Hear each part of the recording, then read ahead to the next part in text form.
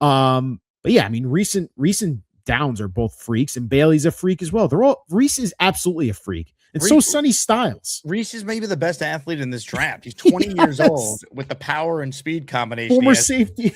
Like Reese has not even scratched the surface of what he is. He's already an elite linebacker. And again, I watched the video that was posted by Ben Solak of Reese watching his own film, being like, yeah, I just made this pass rush move up on the fly. No one had taught me that. He's like, now I'm learning all these pass rush moves to get ready for the draft. And I could see that, like, I just naturally knew to do some of this stuff. Like, again, you get Reese with the right coaching, he's going to be a star. And I actually think the Jets have a good D-line coach in Carl Dunbar. One of the few things I think Glenn has nailed this offseason has been hiring him. Yes. So I feel okay about taking Reese at 2 because of that. Yeah, I completely agree with you, Jake. I think Reese would be a lot of fun in Dunbar's defense. He'd coach him up, teach him how to give some really good pass rush reps. I think he'd help him set up tackles, set up guards, like give him I love that video, like you talked about with Benjamin Solak, like him realizing I didn't get the coaching I wanted to in terms of setting up these guys for pass rush moves. And he understands that more now. And I think he'll get unlocked with a guy like Carl Dunbar and hopefully Aaron Glenn, and like thinking like that as a pass rusher, because he wasn't a pass rusher. He wasn't a full-time pass rusher.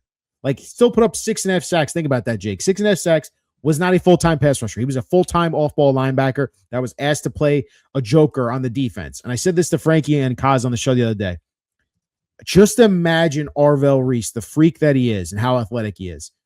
And I've seen it before because I've seen it from Matt Patricia's defense and Bill Belichick's defense, and I would love to see the Jets implement this as well. You implore Arvell Reese to be your joker, and he's your quarterback spy. But what he does is he's now going to play this guy where I can line him up all over the defensive line. I can line him up over the center. I can line him up over the guard. I can line him up over the tackle. If I'm rushing 4 and he is my 5th guy, right? Because you have 5 offensive linemen you're going up against. If they bring in the extra protector with the running back, great. If they don't, it's shotgun. The quarterback's dropping back. You have 4 against 5. But I have that 5th guy who's Arvell Reese, and he sees his guard that he's lined up over, pass block, set back, and he's turning his head to the right because he knows his tackle needs help with the edge rush. As soon as he turns his head, if I'm Carl Dunbar and I'm Aaron Glenn, I'm literally telling him, as soon as he turns his head, you're bolting. You're going right after the quarterback. That is next level stuff that you can do with an Arvell Reese because he's that smart cerebrally. He understands offensive line concepts, pass block reps. He understands where he's supposed to be in the defense. If he's supposed to be a spy for the quarterback and he's just waiting for him to break the pocket, but he sees the guard is pass setting too hard on the tackle, there's my lane. Take advantage of it. And before you know it, he's going to hit the hole so fast because he's an athletic freak that he's going to win that rep. And then he's going to end up being in the quarterback's lap. That's the next level stuff that you can do with Arvell Reese. I can't do that with David Bailey. And I mean that in all the respect in the world. David Bailey is a pure edge rusher, and that's great. He's going to be a very good player in the NFL. I have no doubt about it. But I know that I can do some really cool things that are next level. Stuff that I've seen Micah Parsons do when he was with the Cowboys year 1. They lined him up as a middle linebacker a ton. I worked at ESPN. I worked on Sunday NFL Countdown. I did so much film work with Teddy Bruschi and Rex Ryan on Micah Parsons' rookie season. I will not forget this because it was drilled in my brain. This guy was doing unreal, freakish things that linebackers never have done before, where they lined him up over center and guard, and then he would drop back like he's going in pass protection because he sees the quarterback drop back. The center or the guard would he's not coming. I'm good. I'm going to set up now. Help out my guy over here that needs some help, a tackle or guard. And before you know it, Micah would see it. Boom, he's gone. He's winning his rep, and he's in the quarterback's lap. That, to me, is so tantalizing and would be so much fun to watch. And the film breakdowns you would do on your show, Jake, and stuff that I would see and get to post as highlights, I'd be like, holy shit, the Jets might have gotten themselves like a real NFL bully. And you want to talk about beast mode, bully mode, whatever you want to call it, Arvell Reese could do that for you. And he's so smart. The guy came from Matt Patricia's defense. I cannot state that enough. He was the joker in his defense. That it takes a very smart NFL player to play that position. He's playing as a 5-1 front. Think about that. He's the one solo linebacker on the second level. If I'm rushing 5 with my defensive line and outside linebackers, he's the only one that's playing in the middle of the field, and he's reading everything. If they're running to the right, he's reading the offensive line. He's going. He's making the play. Like that, this guy can do it all. So again, it's tantalizing. It's fun. It's like, I hope the Jets are viewing this the same way in their room, and they're saying, the scouts are like, this is a can't miss guy. It's a once in a lifetime guy. Like, go get him. He's going to be fun to coach. He wants to be coached. He wants to learn. That to me is just why I'm so all in on Arvell Reese. Yeah, I don't know. I get excited talking about this, man. It's fun to talk about this. You know, this is our time, man. This is when we get excited as Jet fans, unfortunately. No, it's our Super Bowl. It's our Super Bowl. All right, ASMANIACs, listen up for a second. No matter what you're watching, whether it's New York sports or any game you didn't plan on caring about, there's no better way to stay locked in than with PrizePicks. It's daily fantasy made simple. You're just picking more or less on player projections. That's it. No complicated lineups, no nonsense. Just you versus the numbers. And here's why I love it. Even if it's a game you normally wouldn't care about, once you got a lineup going, you're locked in. Every play matters, every drive matters, every at-bat matters. I've been mixing sports too. Maybe a little football, throwing some baseball, maybe some basketball, and now you've got action across the board all night, and PrizePicks makes it even better with features like early cash outs if your picks are hitting, the ability to mix multiple sports in one lineup, and you can even see what other people are playing and tail their picks. So if you haven't tried it yet, what are you doing? Download the PrizePicks app right now. Use code HMA. That's HMA, and you'll get $50 in lineups after you play your first $5 lineup. Again, it's HMA on PrizePicks. PrizePicks, where it always feels good to be right. Your guy Tanky V is in the crosshairs of so many different Jet fans. Oh. His Arvell Reese campaign, anti-Arvell Reese campaign. What have you made of that as you're having to go back and forth with him for months on this topic? It's a fun debate, I think. And you know what's interesting, obviously, Jake, is I was talking about this with them on the episode this week, where we're talking about, you know, all the recent chatter from Daniel Jeremiah. Now Todd McShay is on the train, and we saw Peter Schrager's comments. They're all saying, look, David Bailey, I'm locking him in to be the Jets pick at number 2. Everything seems to point to that. Albert Breer said that too. I saw this week. I think it's way too much smoke, Jake. First off, that's where I want to start. I think there's too much smoke around the whole David Bailey's being locked in at 2. My guess is that there's something like where other teams are putting out, hey, the Jets are taking David Bailey. And Kaz said it point blank. He goes, you can't believe those reports. That's a coach from another team or a scout from another team that's just trying to piece together their opinion on the Jets and what fits, quote unquote, for their defense. So while I think agents, coaches, scouts from other teams are going to speak on behalf of the Jets, you can't believe these reports 2 weeks out. Why would the Jets telegraph and blast it out for everyone in their sources? Hey, David Bailey's our guy. That's who we're zeroing in on at number 2. I think it's way too early to make that decision and believe those reports. So I think if you believe that report, get ready to be wildly disappointed on Thursday night in 13 days when the Jets end up taking Arvell Reese, if they do. So that's one thing. The other thing I'll say with Frankie is like, look, he's a man of conviction. He believes in what he sees on tape. I think from Frankie's point of view, I understand the more safe pick in David Bailey, a guy who he believes can get you 8 to 10 sacks right away and can make an immediate impact on this defense and can get after the quarterback. Totally understand that. He believes in the traits. He believes, hey, this guy who led the nation in college football and pass rush win rate, he was one of the best pressure guys in the NFL, college football, I'm sorry, and led in sacks. So I understand why he believes in that player. But I think there's something to be said about Arvell Reese and why he's so universally praised. And I believe in someone, and this is just I've watched a little bit of tape on both guys, and I've also seen the scouting reports on all these guys. Arvell Reese is a very interesting player to me. He's a hybrid. He's really a unicorn in terms of the build and athletic ability he has. I can't get out of my head, Jake, that Arvell Reese, if you can unlock him, and that's a big if, you can really find something special with that kid at number 2. And I also think at the worst, you're getting one of the best off-ball linebackers in college football last year. Him and Sonny Styles both play that off-ball linebacker position extremely well. But I think Arvell has shown enough traits where you're like, This is interesting. How do we make this work with our defense? So I think Frankie's believing in the more safe pick, and I understand why it's a safe pick. I think if you're the Jets, and it's tough, right? Aaron Glenn probably is going to lean the safe pick, but I think if you're Darren Muji, you've listened to his comments when he was with the Denver Broncos, when he was a scout, what he values, whether traits or actual production, and the measurables of a player. I think, in my opinion, I think the Jets would be better served if they took Arvell Reese. I've said that before. I think Reese is the guy you should go at number 2. Something about David Bailey, it just looks off for me in terms of when I've watched him, and this is just my opinion on him. He looks very tight as a player. He's very upright. He doesn't get down and low as a pass rusher as much as I would hope for. He has incredible bend. No doubt he has athletic ability, and he's very fast off the line of scrimmage. One of the best first steps. But there's something to me that tells me David Bailey is going to probably be more of that 6 to 8 sack range. And where Arvell Reese, you can line him up over a guard. You can line him up over a center. You can put him as a joker linebacker. You can have a 5-1 lineup on the line of scrimmage. I mean, you could do so many things with this guy. And I think you can have really a lot of fun if you're Aaron Glenn trying to scheme up packages for this kid to take advantage of those, mismatches.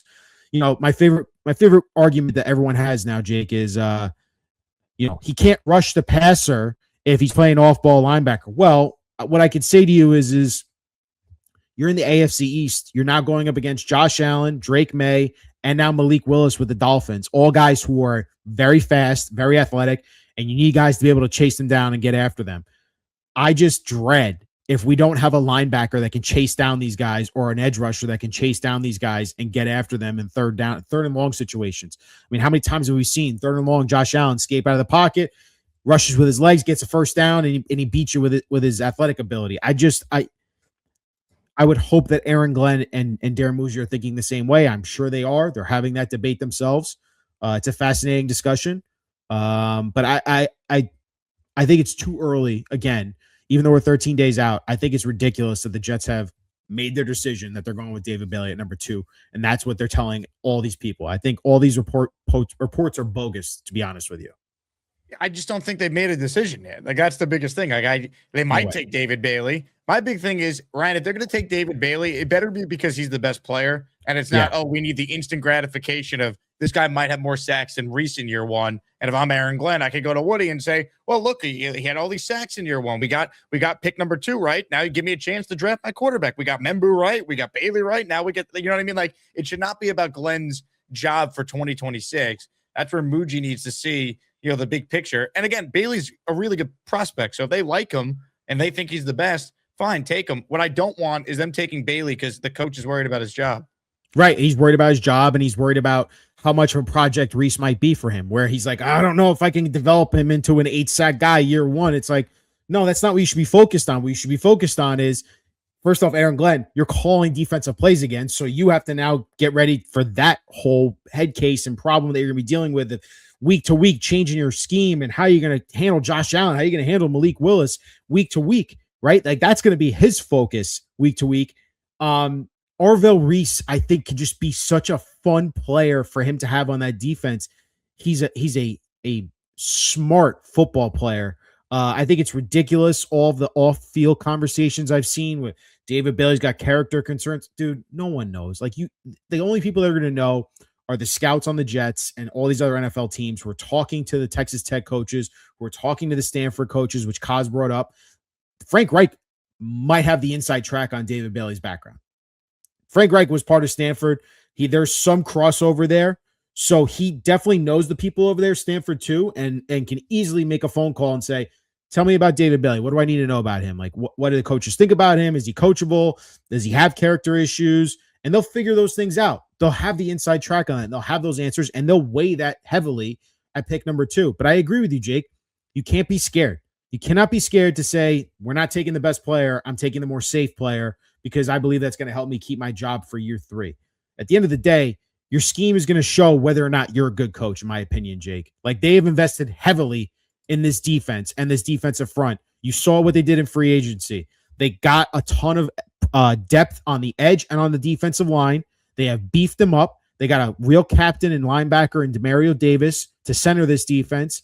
They've gotten stronger all around on the defensive side of the ball. So now it's on Aaron Glenn to show that he's much better coach than what the corpse of Steve Wilkes was last year, and just show some improvement. Show some improvement that you can actually get your defense off the field and not let these offenses run all over you.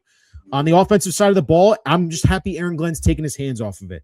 He's got his quarterback in Geno Smith. He's got Frank Reich, who's going to be basically the head coach on the offensive side of the ball. I think they're going to be heavily invested in the wide receiver position of the draft just because they didn't go after it in the trade or free agency this offseason. I think they're indicating to us as Jets fans they're going to be heavily invested in the wide receiver position in this draft. They might take more than one, if anything, just because they need bodies in that room, in my opinion. So I think that's really where the focus has to be for Aaron Glenn is, how do I improve this defense from day one? Take the best player, in my opinion, and everyone else's opinions that's out there in terms of grading all of these players. Arvell Reese is the number one player in this NFL draft. Go take him, man. Comments, questions, your super chats. We'll cut the line. We're going to get to what Rich Cimini said on the Jets Collective last night in just a moment. Also, I see a lot of people in the chat ready to vote today. The Sweet 16 continues in ASMANIAC Madness. We got a great one coming up shortly. Kyle Clifton and Peter Castro. The polls will open for that in just a bit, so make sure you cast your vote when the polls open. Greatest tournament in all sports, ASMANIAC Madness will continue. I also want to share Football Friday giveaway. The great Chad Pennington, a signed Pennington helmet, is up for grabs at the end of today's stream. And when you enter for the signed Chad Pennington helmet, you'll be entered in the raffle tomorrow morning, 11 a.m. start time for the show, for a signed Joe Namath helmet, signed Darrelle Revis helmet, signed Braylon Allen jersey, and a signed Anthony Beck jersey. So this is your last show to have an opportunity to be entered in the weekly raffle, which will be tomorrow. And when you enter, you qualify for the Chad helmet. All right. One final Frankie V related topic. Did you see someone made this on X? I had to bring this to your attention. Oh, I did not see this. Pretty good. No, add some context to this for me, just so I understand why he's SpongeBob SquarePants right now. Ronald Mexico tweeted this, but his brother went to Harvard. Bro, please take him at 2, please, in response to an incident involving David Bailey in college. I mean, that's world class right there. That is, I think that's Frankie's new profile picture, if anything, right there. Jake, you got it. Did you send that to him? Yeah, I just saw this before the show started. I haven't even had a chance. You got to DM that to him or text that to him. Give that. He's gonna make that his profile pic now. I'll send it to him right now. Yeah, it's he caused a lot of controversy in the Jet space. We got him and Joe Blewett duking it out on my show last week. I saw that. That was a fun conversation between the two. Look, I think it's a fun debate again between Jets fans of who do you take, Arvell Reese? Do you take David Bailey? No one knows, right? Like no one actually knows who's going to be a better player. We're going off of scouting reports. We're going off of film, what we've seen from the player, stats wise, what they put up. It's just really unfortunate, Jake, that the 1 year the Jets have the second overall pick, obviously in 2021 they did as well, but the 1 year they have the second overall pick, that there's no great quarterback class and no great quarterback to take it to. And also there's no great prospect after that number one. There's no obvious one. Like last year was like a dual Carter, Will Anderson. Yeah, like we have those years. This year there's a big, like Reese can be that player, but he's not right now. You're projecting, You're projecting. And if Caleb Downs played a more premium position besides safety, that dude, I would argue, might be the best player in this entire class. Like that's how muddied this entire draft is. Like, and it's non-premium positions. Like Sonny Styles also is an off-ball linebacker. You know what I mean? Like Jake, like he lit the world on fire in combine, but it's like Sonny Styles was an off-ball linebacker. He's not an inside. He's not the premium linebacker that you put there, like, so you're not going to like say, yeah, that's the guy I'm going to take it to. Like it's all projections at this point with the way this class is developed. The offensive tackle group isn't that great. The running back is obviously Jeremiah Love. He's special. You can argue he's the best player in this class, but you shouldn't invest a premium position at running back. I believe in that fully, in that philosophy. You shouldn't take one high in the first round. And it's just a weird draft. Part of me is like, whatever happens at 2, I'll be fine with, Jake. And I think you might feel the same way, whether it's Bailey or Reese. It's like, I can live with the pick. it's really going to come down to that second first round pick, how the Jets can actually make an impact. Do they take a corner? Do they take a wide receiver, one of the big three? If they fall, do they get aggressive? Like you said, heard from Samini. Do they go trade up? Like I am very interested in how they handle that 16th pick. And then even more so, 33 and 44, there are no clear answers there for them with those other two picks in the top 44. But this is their chance. Like this is their chance to actually change the roster, get some real starting players, and hopefully build this thing up from the ground up the way they've been trying to. It's fun. It's fun and exciting to talk about these things as we're getting closer now. We need the sleepers. That's gonna go everywhere. The Samini sleepers for the New York Jets. The new segment. I like it. Malachi Lawrence from Central Florida, edge rusher. Someone gave me a little tip on him. 6'4", 260. The kid from Illinois, edge rusher Gabe Jacas, another sleeper who might be like a second or third rounder, and the cornerback who I find very interesting. And I do think the Jets will draft a cornerback. I don't know. I doubt in the first round, but Chris Johnson from San Diego State is a really, really good player who might be like a high 2 or somewhere in the second round, who's a good player. San Diego State, I'm not saying it's a factor, but that's also where Darren Muji went to school. So you never know about that. But those are my 3 sleepers to keep an eye on for the Jets. 3 sleepers to keep an eye on for the New York Jets. That, of course, courtesy of ESPN's Rich Samini on the Jets Collective. So here are the 3 again on the screen. Pass rusher out of UCF, Malachi Lawrence, Gabe Jacas from Illinois, another pass rusher, and then San Diego State corner, Chris Johnson. Dom, let's go in order here. We'll start with Malachi Lawrence. Your thoughts on him as a prospect and whether or not he's a good fit for the Jets? Yes and yes. Malachi Lawrence is a guy that shouldn't really take people by storm. I just think he was a guy that, like, when the draft cycle really started in December and January, that people weren't as familiar with as the names like obviously Bain and Bailey and Messidor and TJ Parker. But, quietly, Malachi Lawrence had a really, really effective season this past year. He's big. To me, I think of all the guys that we're going to talk about here, between Lawrence, Jacas, and Chris Johnson, Lawrence is the best fit for the Jets. True, stand-up outside linebacker type. He's got the size at 6'4" and change, at 250 pounds and change, 33.5-inch arms. Still relatively young, a true senior. Definitely more of a.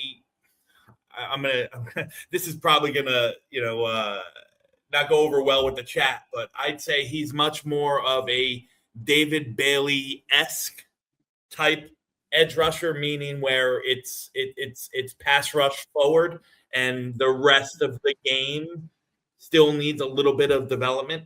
I'm not saying that he's not a good run defender. I just think that he's probably going to step into an NFL team and really affect the game by getting at the passer a little bit. He's a lot stronger than I expected on film. He's got really, really good lower body strength. He knows how to,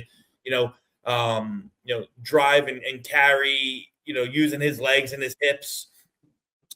He fires off low. He keeps his pad level low. He's done work with his hand in the dirt and standing up, but I think that he is a guy that's probably going to be your more, typical 3-4 base outside linebacker. Reminds me a lot of the two younger guys in Pittsburgh, Herbig and Highsmith. I don't know if he's as fast or twitchy as Highsmith, and I don't know if he's as, kind of stout as Herbig. So he's probably a good combination of both of those.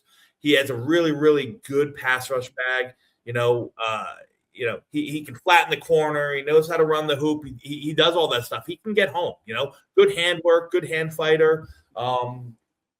Still has to, work on some stuff like he's kind of more of a leaves his feet a little bit too much when he's tackling. His collegiate career, I mean, this number is going to be obscene, but take it for what it's worth, because early in his career he didn't play a lot, and he's got almost a 30% tackle missed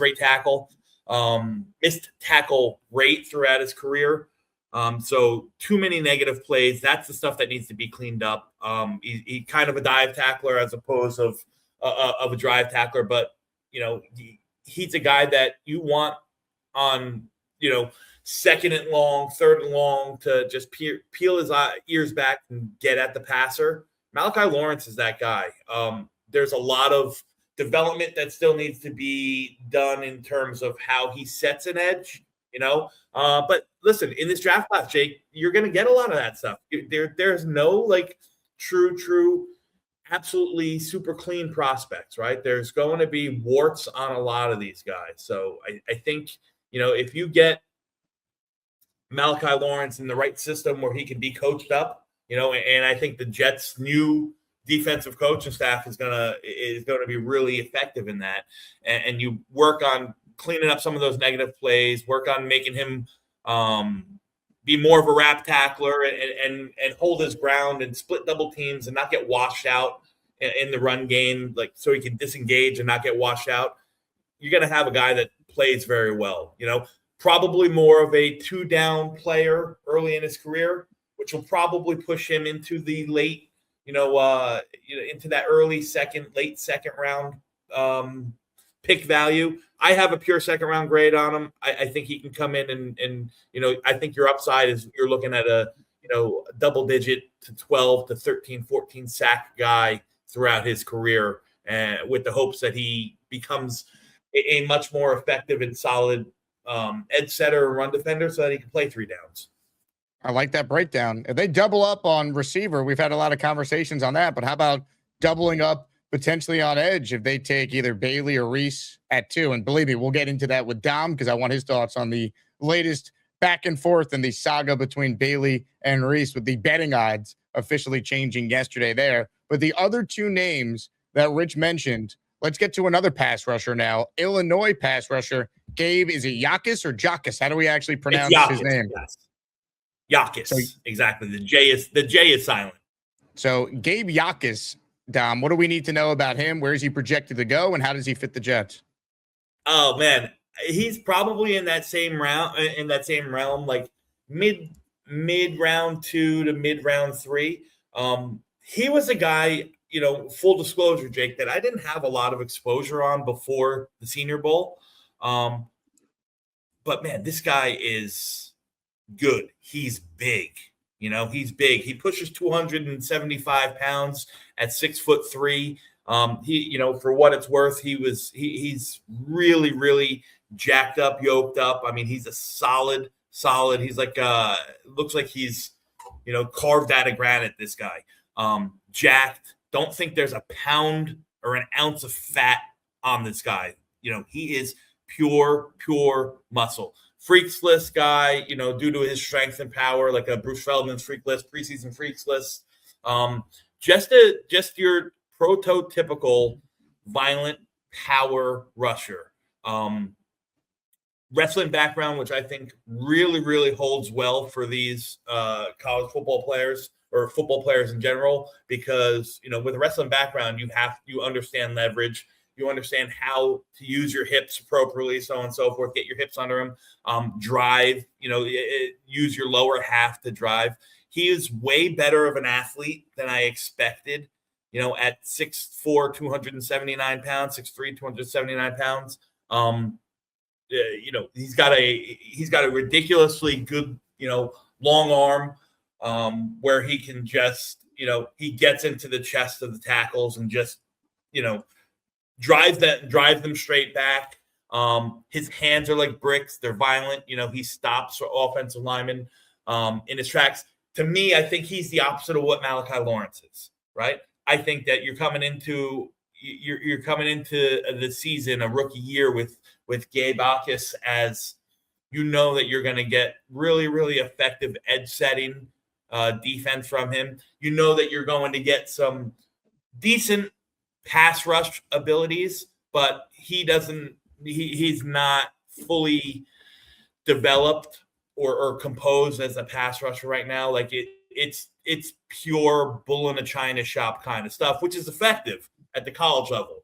I don't know if that, that bull in a china shop, bull rush, through the chest of offensive linemen or with a long arm will always work in the NFL.